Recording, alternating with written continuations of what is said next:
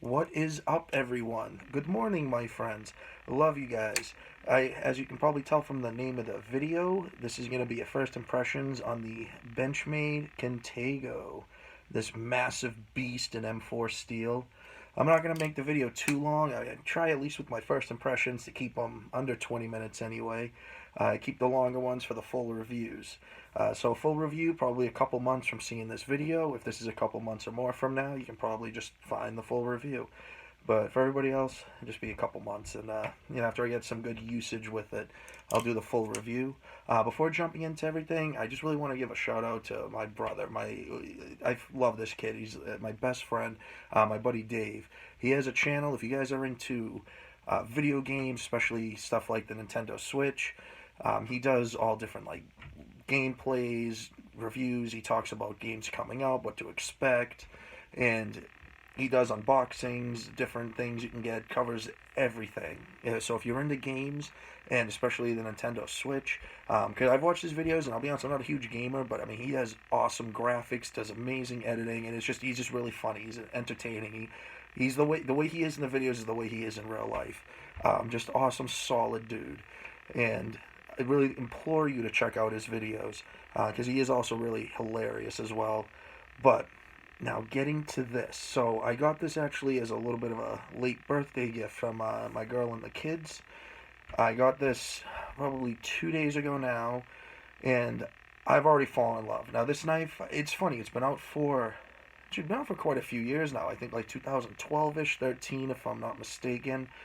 But I've actually only known about this for maybe the last 4 or 5 months. And as soon as I heard about it, I wanted it, but I finally got it. So we'll just do the specs and everything really quick, get the boring stuff out of the way. So this knife is 9¼ inches long. So it is a 5¼ inch handle, and the blade is 4 inches. Well, it's like a hair under. It's like 9 point, or it's like 3.9. It's 4 inches, and M4 steel, and this thing is thick. Um, not sure 100%. I mean, I'll please forgive please forgive me, my metric system viewers. I'm just using a standard tape measure here, but this knife is in between an eighth and like 3/16 of an inch. So it's probably what, like, I don't know, pretty close to that. I'll kind of show you guys. So I'm just holding it up on the 1 inch mark. Just kind of show you guys. Well, actually, probably better if you guys like this. Right, the blade stock. And you can see we're like right in between the eighth of an inch and 3/16. So I'm not sure what that would be in millimeters. I know an eighth of an inch in millimeters is 3.2 millimeters. Yeah, an eighth of an inch is 3.2 millimeters. Quarter of an inch would be 6.4. So maybe looking around 4 millimeters, probably around there. But this thing is super sick. Like I said, it's the M4 steel, and as soon as I got it, I threw an edge on it. The edge actually, the grind was perfect. It was really good. I know it's one of the things that a lot of people I always hear about stuff, whatever fit and finish with Benchmade. Sometimes it's really on par. Sometimes it's just leaves a little to be desired. Honestly, with every Benchmade, the edges I've gotten have been really good. The only thing was, I mean, it is minimally off center. It doesn't really look like it on the camera, but it is a bit. But that's not something that really bothers me. After I fully break this in, I'm going to take it apart, clean it and everything. See if I can mess with the different screws and the pivot, get it onto true. But it's not rubbing. That's absolutely fine. It doesn't bother me in the least. This thing, to say it has jimping would be an understatement. This thing has an asinine amount of jimping. This knife, I know I'll describe with other videos about knives, like, oh, I'm not worried about it coming out of my hands. This knife will not come out of your hands. This knife literally has jimping all the way down pretty much the whole handle, but you have from the finger guard, then there's just a smooth spot, and then up where you can put your middle fingers, another jimping towards the back of the handle. Up on the top, there's a aluminum backspacer, jimping, and then up by the blade, jimping, and you can see this texturing. And this is actually, it's pretty rough, but it's like nice rough, not like, I think Pete from Cedric and Ada described it well. It's like a cheese grater on the hands, which I can see that to an extent, but honestly, I do not find this knife to be uncomfortable. Because like I said, it's a knife I've wanted for a while, so I watched, a good amount of videos, read some stuff about it, and some people, like, they love the handle, and some people are just like, oh my god, no, it's just crazy, whatever, hurts their hands. I haven't found that to be an issue. I mean, even like really pressing and squeezing the handle, it's comfortable. I mean, you definitely feel it dig in, but from what I understand, it's really designed more to be worn with gloves. And this isn't really a typical EDC style knife. From what I've gathered, I mean, this seems to be very much designed with like police military in mind, and I can see why. But I love it. I've been EDCing it the last few days, and I'm going to continue doing so. And then it will just be in the never-ending rotation of all my knives that I just always end up carrying. But I have completely fallen in love with this blade the last couple of days. What was interesting, though, because I have sharpened M4 a couple times before, this is the first time I'm adding it into my, family collection, whatever you want to call it. But my brother-in-law has the Gale Bradley 2, which is an M4, and I've sharpened that a couple times. And that, from what I understand, Benchmade does it in the 62 to 64 range. Spyderco, I know, is at least around 62. It could still be in the 62 to 64 range for HRCs. Not 100%. But I use this on my 600 stone, which is the Smith stone. And it was like sharpening on glass. Like it was struggling. But I was able to do it. I wasn't reprofiling. You're just going with the factory bevel. It took a lot of work. It did it. It just furthers my love for those Smith stones. I mean, but I feel like if I was sharpening this and like ZDP on it every day, those stones, I'd be going through them every other week. But it did it. Once I got on the Kingstone, it was fine. Definitely was a little bit easier on that. But this knife is a beast. And I keep repeating that, but it's just true. This also is probably going to be inspiring a whole other video, not just the full review or this in first impressions, but a couple months ago, I believe, when I did that video, it's something along the lines of, the world just ended, I can only bring one folding knife. What would it be? And it was the Endura 4, which I love. And this might be rivaling it for that, and for not even for similar reasons, but also just for how much of a beast it is. Because my premise with that video was, it's the end of the world, whatever. Feels like nobody's going to care if you're carrying a fixed blade. So that would be what I would be doing all my cutting and whatever knife stuff with.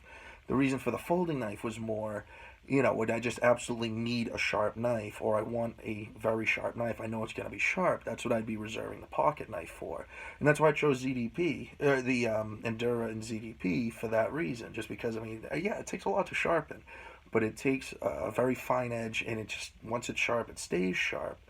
And M4, though, it maybe doesn't have the edge retention of ZDP 189, but this still has superior edge retention to vast majority of the steels that you're going to get, and it's a very tough blade, and, it's similar with the ZDP where, they are rust curious. I mean, they can rust. Now, granted, this does have a coating.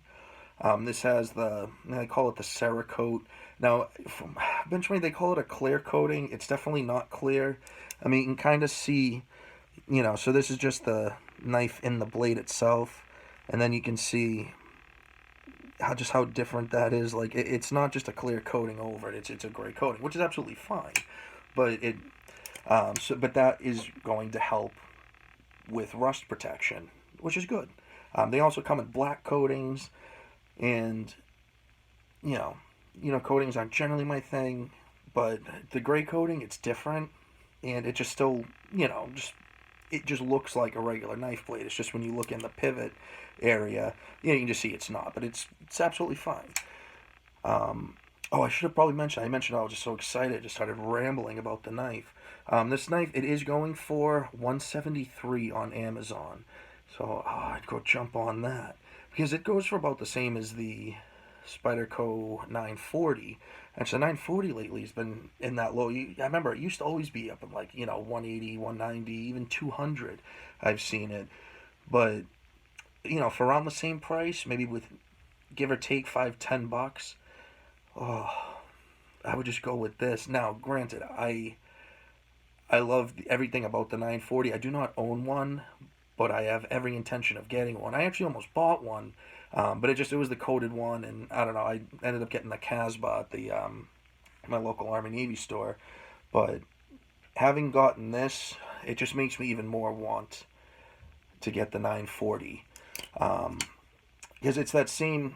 I mean, it's just a 940 on steroids, basically, is what it is, and this thing is absolutely insane. I wish I could almost fast forward a couple months and do the full review, because I know how much I'm gonna love the knife by then. But it M4 steel. And it's the G10 handles. I believe I mentioned, but it's very cool. And I mean, it's heavy. It's not a light knife, but you guys know, weight never really is an issue for me. But this knife is. I mean, even the Rat 1 is, talked about as being a heavier knife at 5 ounces. This knife is about 6 ounces, right in that range, like 5.9, 6 ounces. But it actually carries pretty well. I mean, this is a large knife. You're going to know it's in your pocket. But it's not that, I don't know, people use like that, oh, it's like having a brick in your pocket, And, I mean, I guess, yeah, compared to, a Chaparral or a Delica or something, or even because I have the ZT-0450, and this is a pretty light knife. Also, it's definitely less than half the weight of this. You don't really notice those, but it does carry really well. And what I like is it's not like true deep carry, but it does have the loop over clip, and you really only have, I don't know, a little over an eighth of an inch poking out, not including, which I also forgot to mention, but only about an eighth of an inch poking out, not including your little glass breaker. Now, it's funny, I actually always forgot that it had a glass breaker. It's actually, I think, one of my only knives, if not the only knife I have with a glass breaker. Not knocking on, it's never really been a thing I've been like, oh my god, I need a knife with a glass breaker. I mean, that being said, not they don't have their place. I mean, also going with that, more military, police, first responder, paramedic, firefighter idea, I guess a glass breaker would be beneficial, especially someone in those fields. But I feel like too, generally, like if I, was in a vehicle in an accident, or I came across somewhere and somebody needed help, they were stuck in a vehicle, I feel like I probably wouldn't use the glass breaker, just because, I mean, it's so close to your hand. What I would honestly probably do, you say what you will, but I feel like if anything, I'd probably just flip the blade around and just use the point to get in, especially if I'm stuck in a vehicle, or I'm in a vehicle and other people are stuck or whatever. I mean, I won't give a shit what I'm doing to the knife if I have to use it to get out. I mean, if I have to try and pry the door open with it to get to, a loved one or something, and its blade snaps, whatever, as long, I can get another one. But it's M4 steel. I'm really not that worried anything's really going to happen. Oh, maybe I'll blunt the tip a little bit. But hey, spend a little while on the stones and she'll be back to brand new. But if that's something that, you are looking for or whatever, this does have one. Now, granted, too, like I said, the whole idea with it is more to be worn with gloves. So I guess if you're wearing gloves, it's not as much of a problem. I have to worry about, like, your hand going through. But then I guess at the same time, too, if I'm trying to get out of a car, if I slice my hand up, oh, okay, so what? I have to get some stitches. I'm not in a vehicle that's either overturned, on fire, or whatever. But I just feel like the way I think about it instinctively, sorry, I just end up going like this to try and break the window, but whatever.